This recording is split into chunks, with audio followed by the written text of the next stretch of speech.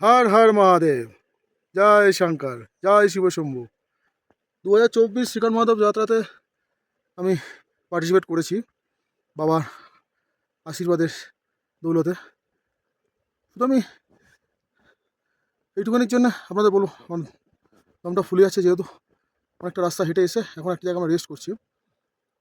শ্রীকান্ত মহাদেব বিভিন্ন রকম ব্লগ আমি দেখেছি এবং আপনারা হয়তো দেখেন, রাস্তা খারাপ, গ্লেশিয়ারের ওপর হাঁটতে হবে, এবং অনেকে অনেকে দেখিয়েছি এখানে মারা গেছে।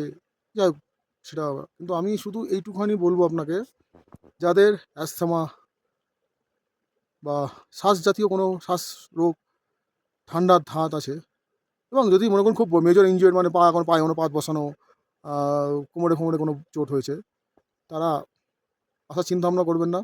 নর্মাল ব্যক্তি তারা অতি অবশ্যই আসুন, কারণ এটা মাথায় রাখতে হবে, বাবা কখনোই বলে দেয়নি যে আমার দরবারে তোমরা আসবে না। সে যেইভাবেই হোক,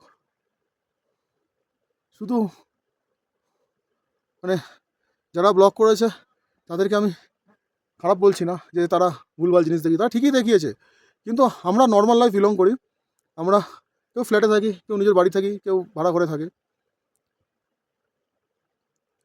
পাহাড়ের রাস্তা তো সংকীর্ণ হবে, কোনো জায়গায় পাথর পড়ে থাকবে, কোনো জায়গায় একদম ছোট রাস্তা দিয়ে যেতে হবে, কোনো জায়গায় হয়তো আপনি দেখবেন ডান দিকে বিশাল বড় খাদ, কোনো জায়গায় আপনি দেখবেন আবার ঝর্ণা হু করে পড়ে যাচ্ছে, সেইখান দিয়ে মাঝখান দিয়ে যেতে হবে।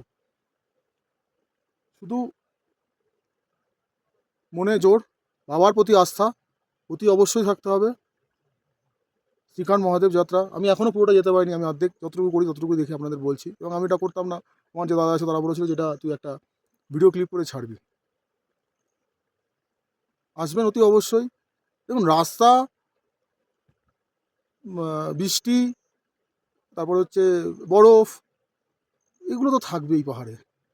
তার জন্য পর্যাপ্ত আপনাকে জিনিস, হ্যাঁ বেশি আপনি ওয়েট ক্যারি করতে পারবেন না, আপনাকে একটা থার্মাল নিতে হবে, একটা রেনকোট ভালো নিতে হবে, ভালো পায়ে শু রাখতে হবে, ট্রেকিং স্টিক লাগবে, স্টিক না হলে এখানে লাঠির ব্যবস্থা আছে, আরামসে আসা যায় এখনও পর্যন্ত।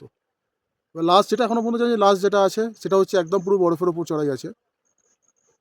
তো সেটাও কোনো রকম ভাবার কিছু না, শুধু আপনাকে পা ঠিক ঠিক করে আস্তে আস্তে করে স্টেপ বাই স্টেপ রেখে রেখে যেতে হবে। হর হর মহাদেব, জয় শম্ভু।